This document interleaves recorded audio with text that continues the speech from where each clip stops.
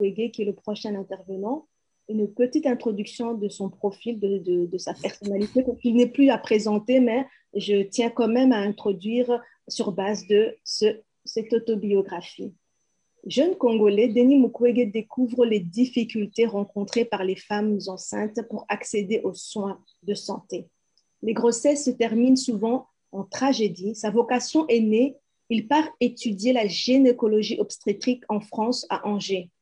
De retour dans son pays, il s'installe à Lemera, dans les montagnes de l'Est du Congo, pour y dispenser des soins adaptés.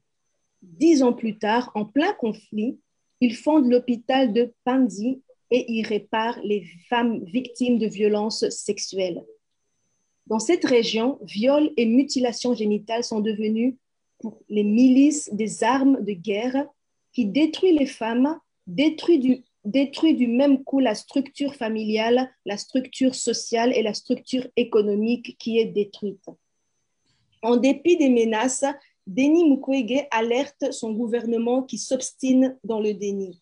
Puis la communauté internationale est alertée par lui depuis la tribune des Nations Unies en décembre 2006.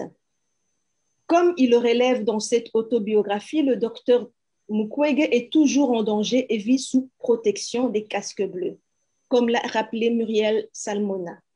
Également pasteur comme l'était son père, il continue à se battre pour les femmes afin que cessent ces violences insoutenables.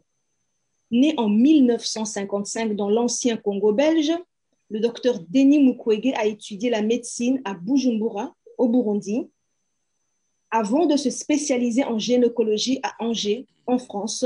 Il a reçu en 2008 le prix Olof Palme ainsi que le prix des droits de l'homme des Nations Unies, le prix de la Fondation Jacques Chirac en 2013 et le prix Sakharov en 2014 au sein de l'Union européenne. Si les héros existent, alors cet homme en est un.